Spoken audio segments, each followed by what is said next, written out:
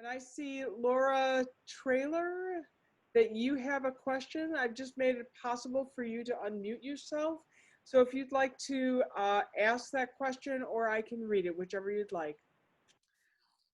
Hi, this is Laura Taylor. A couple questions actually were answered within the presentation, but I did want to ask about corporations and sort of corporate tax. A lot of people don't feel that they want to pay a personal tax, even though most people either have the same or less as a rate. Does the fair tax address larger corporations and larger tax for corporations rather than tax breaks? That's my question. Thank you. The corporate tax rate would remain a flat rate, and it will go up from its current level of 7% to 7.99%. So it would be tied with the top individual rate. If you remember the graphic that I showed, however, corporate income taxes are a very small part of corporate tax burden, and they're not a major revenue source for the state of Illinois. The vast majority of businesses, it's close to 80%, pay $0 in corporate income taxes, and this is of the ones that could possibly have liability. C corporations, obviously S corps, LLCs, partnerships, like I said earlier, are exempt from the corporate level taxation at all. So corporate taxes in Illinois are really only paid by the biggest companies, and the vast majority of it is paid by, like the Board of Trade and those things that are making billions of dollars in taxable profit every year. And our tax code, like every state's tax code, is built on the federal tax code. So all the federal corporate tax breaks available are also available to the state, which means businesses generally don't have that much taxable income, even if they're highly profitable. So aside from doing a major divorce of the Illinois tax system from the federal tax system, which would be sloppy and never happen, there's really not a good way to get significantly more revenue from corporations. And it's slightly distorting because most businesses are very good at calculating what their anticipated tax burden at the state and federal level is going to be, and then somehow including that in their pricing structure. So it ends up being passed on to individuals anyway, and far less transparent. Far better to focus on, like the fair tax does, the income distribution among individuals, which is far easier to get at and very clearly disproportionately advantaging one class over others. But a great question. Thank you. Thank you. The next question comes from Irene Raven. Irene, do you want to unmute yourself and ask that? Yes, thank you. Very informative. Thank you very much. I would like to know why they originally, when they rewrote the Constitution, and I believe Dawn Clark-Netsch was very instrumental in that, and I always thought she did a good job, but why would they have gone with the flat tax? Do you know what their thinking had been? I do, as a matter of fact, Irene, and yes, thank you for saying it's a great presentation. That makes you, of course, a great American. And one of my many prior hats, you should know, is I was Deputy Director of Issues for Dawn's gubernatorial campaign. And literally, long after Dawn was out of public office, still drove her to go get her groceries and stuff. So Dawn is one of my favorite people ever. And, the reason at the Constitutional Convention in 1970 for the flat tax was a political compromise driven by downstate Democrats and moderate Republicans. And so a number of downstate Democrats and moderate Republicans said they would only support inclusion of an income tax in the new Constitution if it was a flat rate. And if we didn't agree to a flat rate, if they left it open to a graduated rate structure, they would pull their support. Because they needed a supermajority, they made a political compromise that it was so important as a revenue source to create an income tax. We didn't have one before the 1970 Constitution, that, they agreed to make it a flat rate structure. And there you go. Politics. Thank you. Okay. Thank you, Ralph. Our next question comes from Julia Beckman. Julia, would you like to unmute yourself and ask it?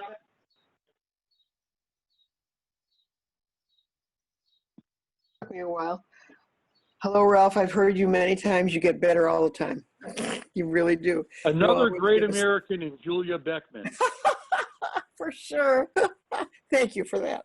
So my great American question, Ralph, is, it probably has nothing to do with the graduated tax, but I'm curious about the conversation about taxing services, because Illinois really isn't land-based anymore, or as much as it is service-based. What's happening with that, and is it just sort of been put to the side because of the fair tax debate? By the way, which I agree with totally. Yeah, so the latter part of that statement is completely accurate. Obviously, Governor Pritzker politically has staked a lot on the fair tax, and so that is the only tax he's willing to consider at this juncture. And so Yeah. all discussions of modernizing our sales tax, which we need to do to have a sustainable fiscal system, and that is an important reform, Mhm. that's put on the table, I think, for at least 2 years, and probably for the remainder of JB's first term. And then if he runs for reelection, there might be a chance after that. Now, I don't know how the COVID-19 Yeah. economic downturn is going to impact all that political calculus going forward, because, like I said, it's going to uniquely drive down state revenue in a way that's not actually even projectable now. There's no model that exists that can make any kind of accurate projection because the downturn is so unique. So That makes sense. Right. that might change things, and we do need to do it. And for those that aren't familiar, of the 46 states with a sales tax, Illinois taxes less of the modern economy than anyone else, because our sales tax focuses primarily on the sale of goods, hard physical things you could touch like shoes and glassware and tabletops and those kinds of things, and not services like haircuts, lawn care, auto repair, those kinds of things. Well, the sale of goods only constitutes 17% of the economic activity in Illinois now, Wow. whereas the sale of services is over 70%, 70. Wow. So leaving the largest and fastest growing segment of your economy out of your tax base is a prescription for having a structural deficit, like I showed you in the first slide of my presentation. Yeah. But it's not going to be addressed in the near future, and I think that's the right thing politically. Tax policy is contentious and difficult anyway. A lot of money is going to be spent trying to defeat the fair tax. We absolutely need to get this done. It's a really crucial reform. It doesn't solve all our problems, but it's one of the 3 or 4 really big things that they have to do if they're going to solve the problem. So I understand why J.B. Pritzker and the supporters of the fair tax really only want to have that conversation right now. Thank you. That's really interesting. Margaret Shackley?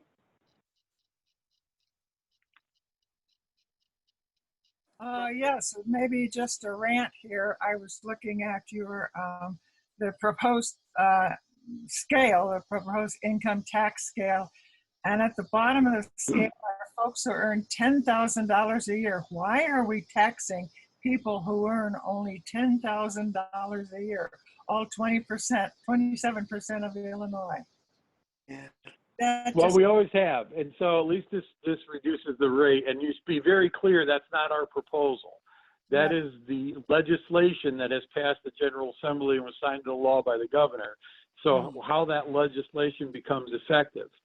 If voters ratify the amendment in November to allow a graduated rate structure, because that's all they're voting on. The rate structure isn't up for ratification. It's just whether or not the Illinois Constitution will be modified to allow a graduated rate structure. If that happens, then this legislation would automatically become effective on January 1st of 2021 rather, and that's the rate structure. And at least it lowers taxes at the bottom and middle. And why doesn't it completely eliminate it? And that's because the state's too broke. Even though they're raising some money from low-income folks, they need to, number one. Yes. And, my organization, this is one of the things that always makes me like, I do tax policy for a living. I'm the least popular guy in any room I go to anyway. But one thing that's really true about tax policy, if you have a choice between a regressive tax that will take some money out of a lower moderate income family's pocket, which is nothing to understate because that literally could mean food off the table in some cases, right? I mean, we all know how important that is. But if it's a choice between that and cutting or underfunding core services like education, healthcare, childcare, disabled people's services, elder care, pick the regressive tax every time, because the economic cost of replacing these services for a low or moderate income family is so much greater than the additional $25, $50 they'd be paying in taxes that it's not an equivalency. So if a low income family loses their child care, what's that worth to them in a year? $7,000, $8,000, $9,000 of income? Yeah. You know, I don't like taxing them, but I'll collect their money until we get to the point where the state doesn't need to and has fixed its sales tax base and re-amortized its pension debt, done all those other things it needs to do, Margaret, and then we can start focusing on really relieving tax burden at the bottom. All right. Thank you. Aren't I the bearer of good news? Just a couple of things for people. I did put Ralph's contact information into the chat. Please. Thank you for that. You are very welcome. Please write that down. We are coming to a place where we're likely not going to be able to cover all of the questions that are in the chat, but Bob and Sante, Sons, I'm sure I just massacred that. Please go ahead.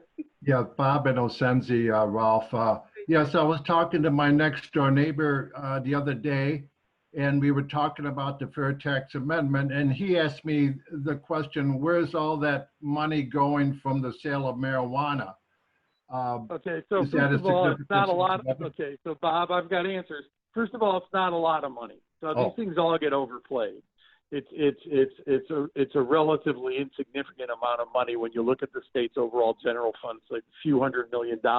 Great, we need it, go get it, but it's not a game changer by any means. Second, I think that they've, and so don't hold me to this, but I think they've dedicated 50% of the new revenue from recreational use of cannabis to debt reduction, so covering their accumulated deficit. And I think the remainder is going to a combination of healthcare and other general fund services. So they actually talked about how they're going to use the money, and I did know that at one point, and I haven't looked at that specific thing in close to 9 to 10 months, so I'm a little foggy on the details. I could get you if you send me an email, I could get you a final answer. We've got that somewhere, someplace. And I know a specific portion of it was dedicated, though, to debt reduction, and a portion of it, I'm very confident, was dedicated to some health care. Okay, thank you very much. Sure. So going to Sarah Vanderwicken next, and as your Yep. Hi, I add my accolades, and so I'm a good citizen, I know. But I'm going to modify my question, which was about how the proposal you had for re-amortizing the pension debt relates to the fair tax, but don't answer that yet, because my question is, where are people talking about the money from the fair tax going? Would that just go to the service part of the budget, or could that go to also the hard costs? And if your proposal could reduce the hard costs by as much as you were suggesting that it might, how does that intersect with the need for the fair tax?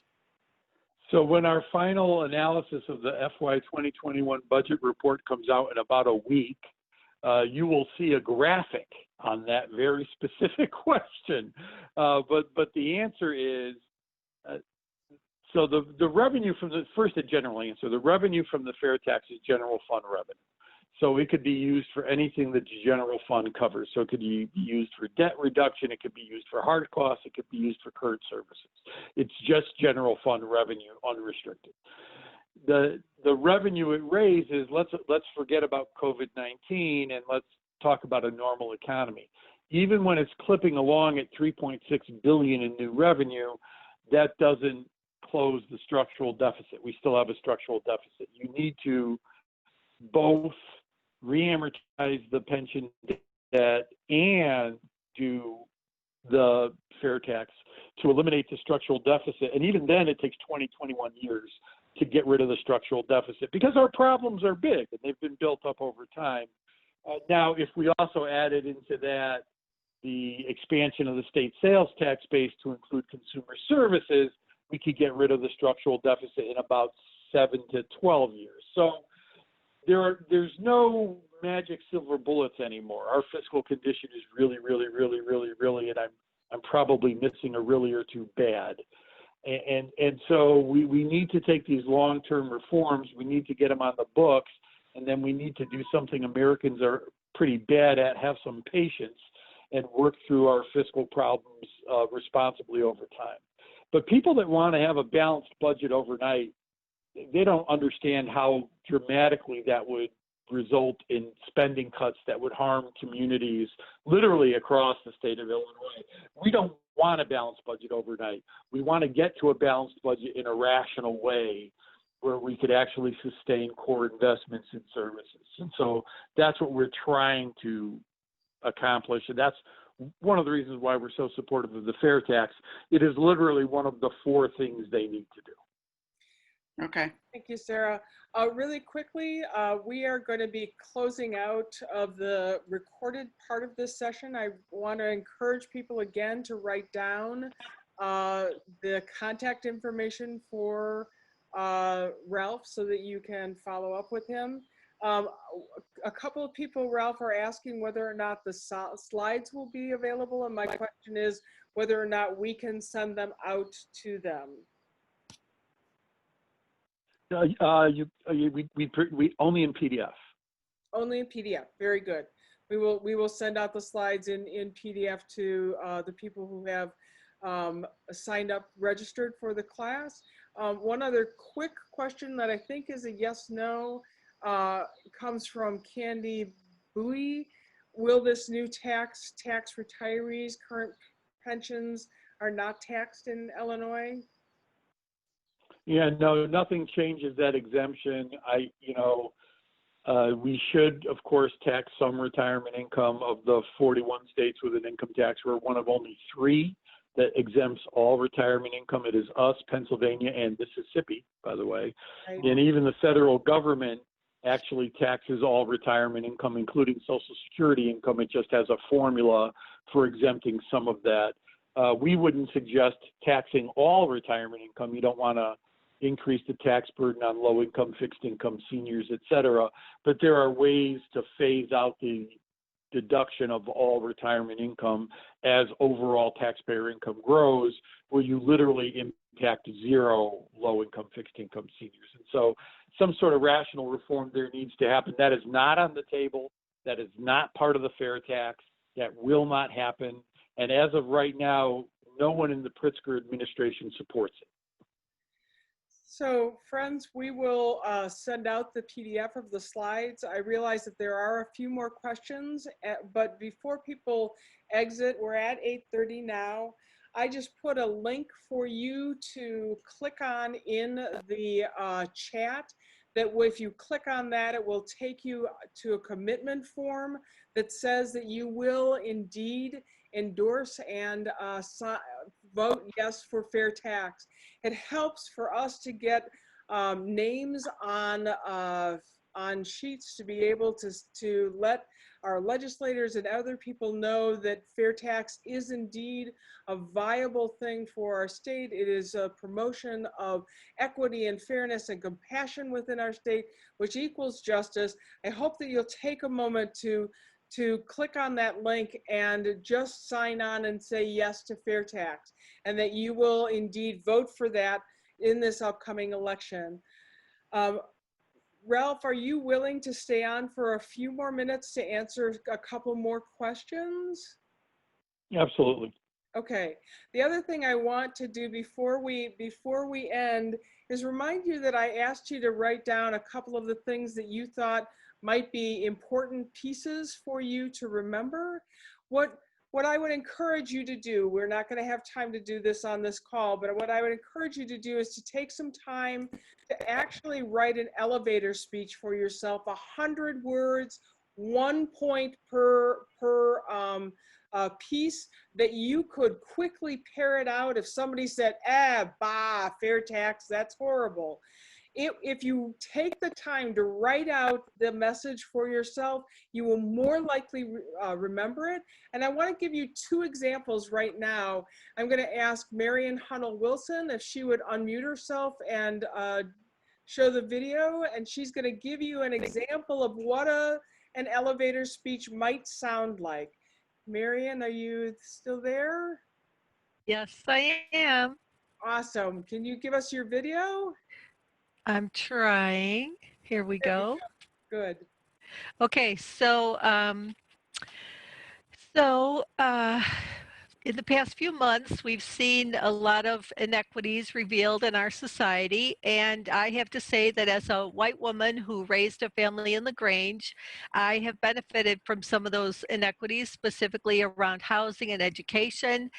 And those kinds of things lead to wealth inequities in our society. And as we've heard today, the flat tax is another system that leads to wealth inequity because it puts the burden on our low and middle income families. So I think the referendum is a great start to fixing our Illinois budget and funding our state services as we need to do.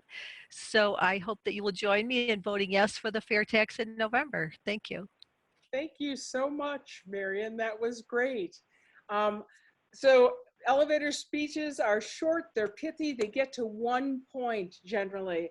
Again, you have several points maybe written down on a piece of paper, so maybe you have more than one elevator speech depending on who it is that you run across. And I'm going to give you another one just as an example. Chuck Ruth, if you'd give us your elevator speech on this. Should a family earning $20,000 or $30,000 pay the same Illinois income tax rate as millionaires? When paying those taxes, about $1,000, means that the family has to choose whether to buy food or medicine or pay the rent? That's not right, but this is the reality of our current tax system.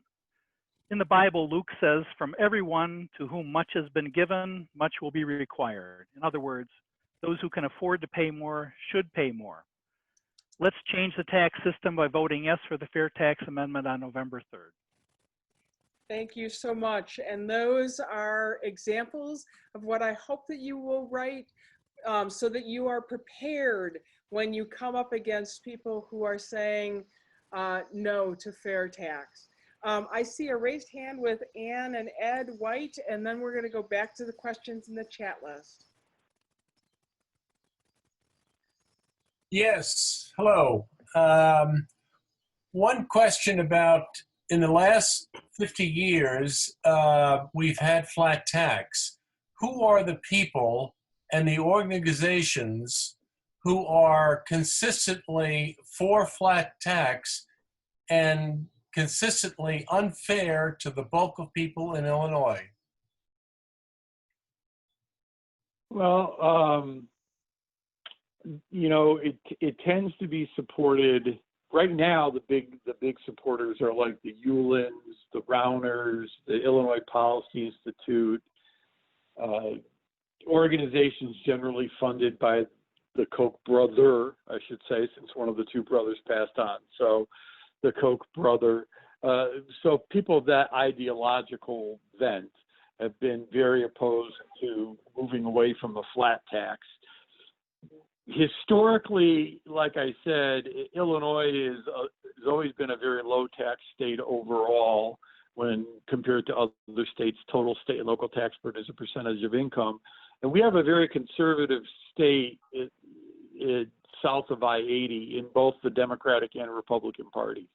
And so there's been members of both parties that are important voices in both parties that have not been well disposed towards a graduated rate structure for the income tax. That said, this is a unique moment in time. I don't know that we're going to get a second bite at this apple. And so if the well-financed anti-fair tax group can be overcome in this campaign, that would be a wonderful thing, because we have on the table a pretty rational rate structure that will help. So this is a unique opportunity and a unique moment in time. Thank you, Ralph. I'm going to turn back to the list and to Bill Sasso. Oh, I was just confused and I thought you were asking us to type 3 things into the chat that we thought were interesting or something. That's not a question, it's just a mistake. Okay, thank you so much, Bill. Marion Hunter-Wilson, you had a follow-up question to something that I think was being said. Nope, that was a typo, sorry. Very good. I don't know if Kay Kell is still on. Yes, Kay Kell? I am. Yes, I am. Yeah, I had a question. I will tell you this, I did appreciate the information I got out of this. I'll tell you right now that I am like to see a little more basis on some of these things. But one of the biggest things I've seen is everybody talks about a $3.6 billion income increase. And I just using census data and percentages off of these slides and everything, it doesn't compute. And I'm just kind of curious, is there pro forma available to show where that 3.6 billion is coming from? Well, no, so the answer to that is it's a dynamic model of income tax returns using Illinois Department of Revenue data that we have specifically on our computer data sets.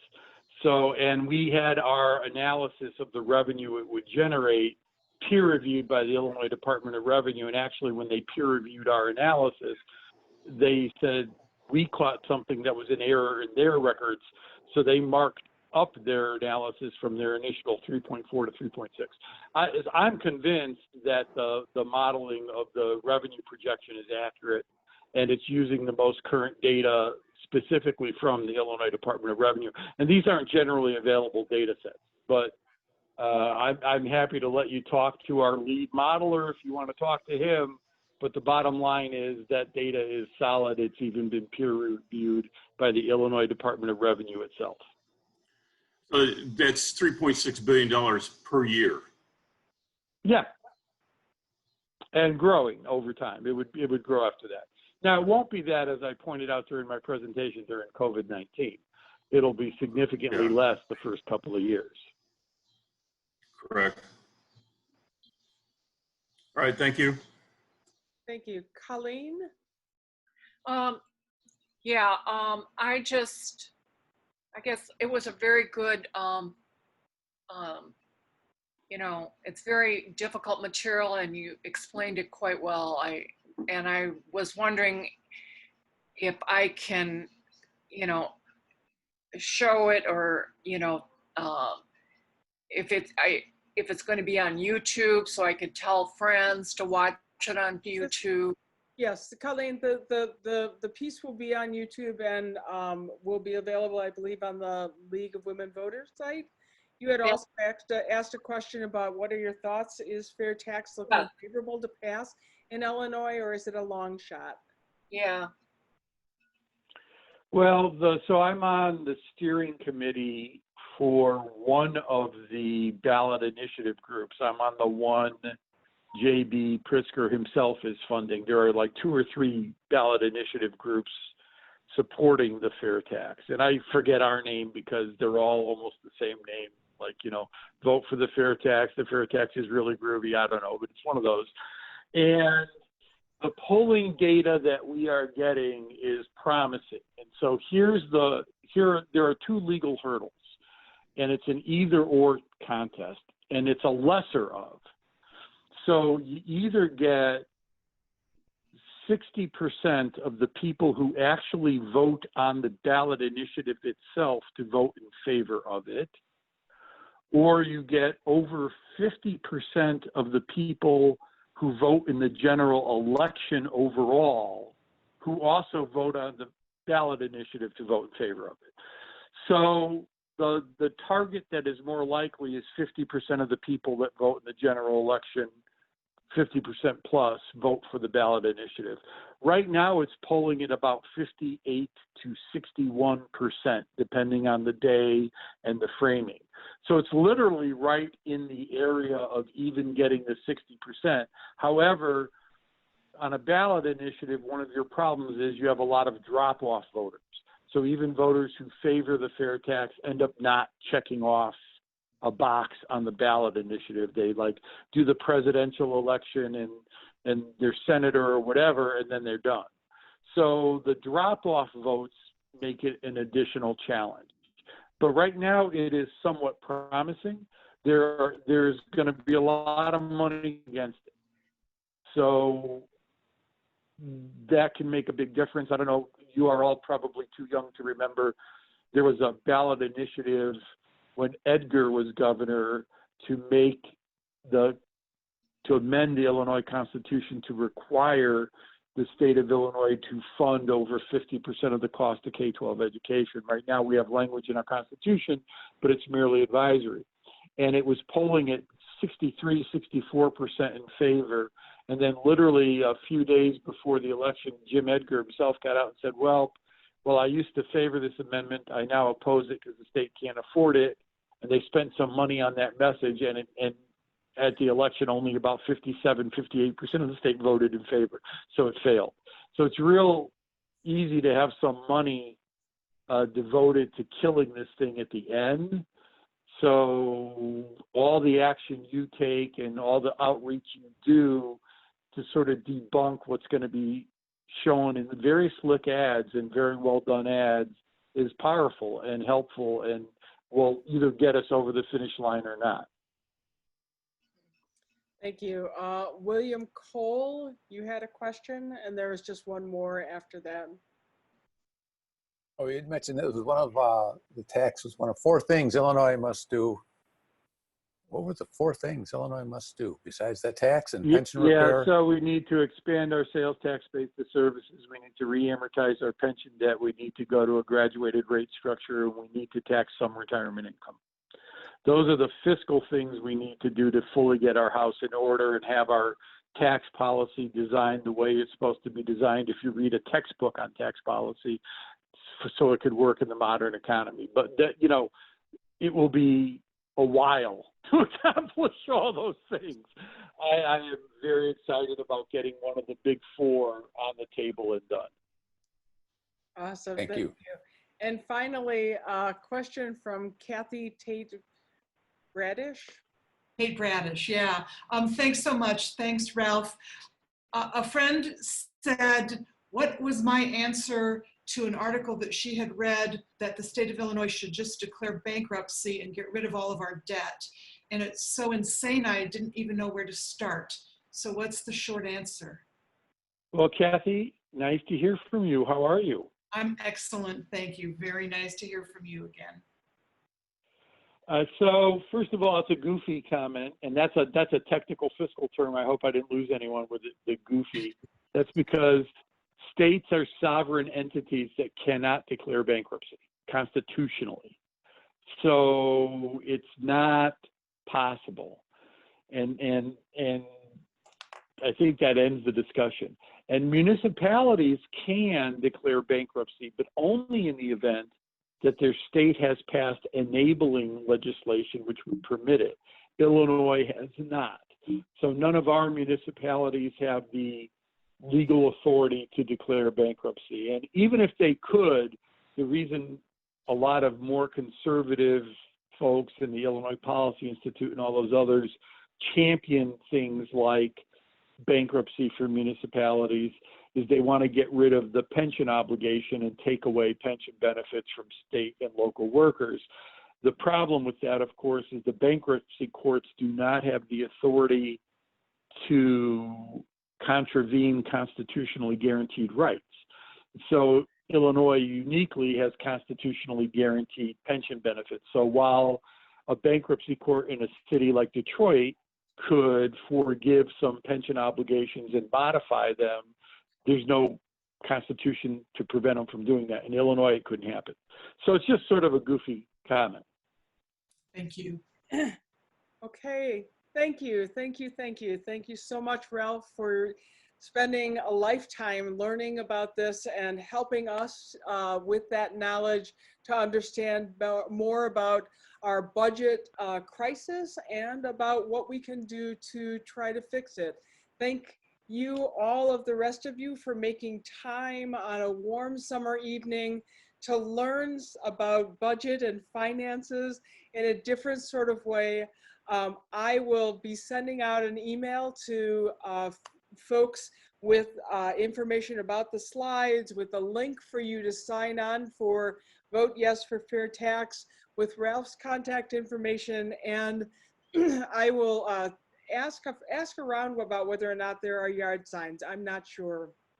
We are in a moment, friends, when we need to be able to show up for the people who are most in need of the revenue within our state.